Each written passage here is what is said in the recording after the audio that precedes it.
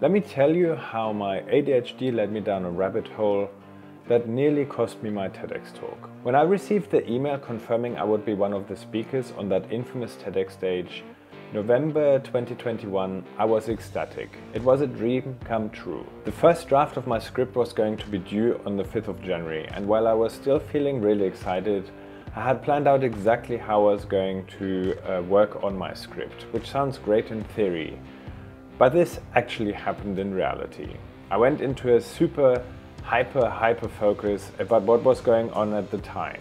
You see, with my ADHD I can have a very black and white view on right and wrong, which led me from never watching the news to drowning myself in the Partygate debate over the UK's Prime Minister Boris Johnson breaking his own rules on the matter of social distancing during a lockdown. I don't want to get political, but this cockroach wasted so much of my time and has hurt so many people, not only through his actions, but his arrogant and entitled attitude. But unfortunately, I cannot push the blame for my hyperfocus on him or the government.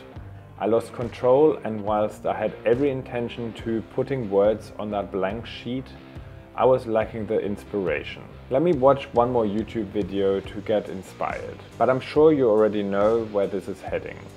The inspiration never came, and after several more videos, the only feeling I had was guilt, while the Word doc remained empty. This is until 2 days before the deadline, where a sense of urgency finally gets me started. But of course the first draft was a whole lot of I feel so disappointed in myself. I had 6 weeks or even longer getting all my thoughts and ideas onto paper, but nothing. I have watched so many TEDx talks myself, and they all had this power of leaving me inspired through the ideas the speakers shared. I didn't have that feeling about my own script, and I am approaching yet another deadline for draft 2. But the pattern just repeats itself, and I delivered a script that was not in any shape or form significantly different from the first draft. I needed help, and I knew it. I mean, don't get me wrong, I knew what I wanted my message to be, but I just wasn't able to put it into words. This is where this awesome person Bruce Pulver comes in.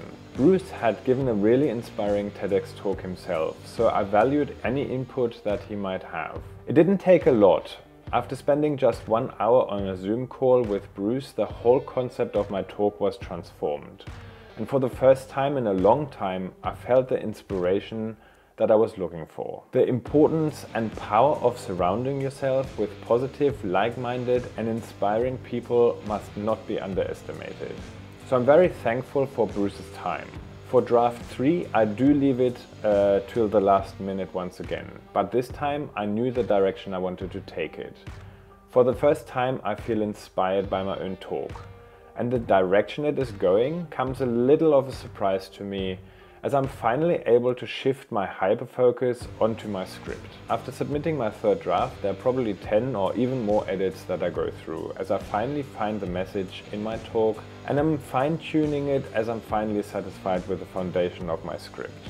However, by this time it only is a couple of days until I need to submit my video recording of my talk to the organizers, and it is just another mediocre performance. Nonetheless, I submit what I have. For me, being able to give a TEDx talk means everything to me. I was so proud of myself having gone through the selection process and being selected. But I would say that maybe I was going through some imposter syndrome, as I work hard on getting my own message across, but having gone through so many episodes of self-sabotage. If you ever considered doing a TEDx talk, I would love to encourage you to go for it. It is a life-changing experience, and there's a huge element of self-development that comes throughout the process. I was able to uncover emotions and memories that I had buried deep in my subconscious, and having been able to share these was a scary experience, but the whole process has been truly therapeutic and transformational. But so many times submitting my drafts to the TEDx team, my mind was going wild with me, expecting a response like, "Your draft is not good enough," and "you're off the team." But of course this was just a manic episode fueled by my own anxiety. If you have watched my TEDx talk by now, you might be asking yourself why I would share this with you. The TEDx talk went well, and no one would know any different.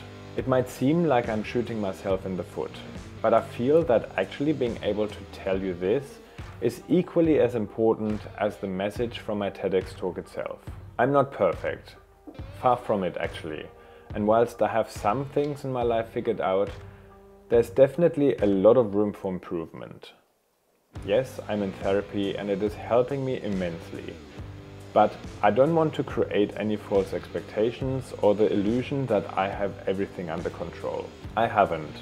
And I don't want this to be one of those channels where you leave and feel deflated because my life seems better than yours. I've tortured myself with this by watching some of my favorite YouTubers. I can't talk about this enough. The last 10 years were really tough. Not only for me, but for the whole family. I lost my father, the business we tried to build, with which we wanted to revolutionize the way goods are transported. Both of my wife's last pregnancies came with huge health risks and complications. And shortly after, losing our home was tough. But the last few years since the pandemic presented me and many others with a whole battery of new challenges. However, challenges are good. At least I think so, because without them, I would not have been assessed for my ADHD. That in itself has been a challenge for everyone with a process of better understanding me and myself. I have set discovering myself aside for years, but this might actually be the single most important thing we need to focus on that may determine our own happiness and success in life, as it allows us to break through barriers that we would otherwise not be able to break through. The best view comes after the hardest climb.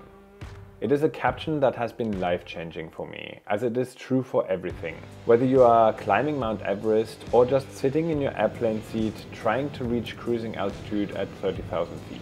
It requires an enormous amount of energy and willpower to get there. Thankfully, I eventually found the willpower and energy to finish my TEDx talk, however difficult it seemed at the moment. But I'm very proud of having been able to achieve this and love the message that I was able to share. It is one that is close to my heart. I don't know what you might be going through or struggling with right now, but I wish for you to find your mountain to climb and experience the feeling of reaching its peak. Once the video of my TEDx talk has been published, I will make it available for you to watch here. I hope you were able to get something out of this episode, as I will continue talking on the challenges and breakthroughs of my TEDx journey in my upcoming videos. In the meantime, remember to stay positive and motivated. I am Thor and I hope to see you in the next one.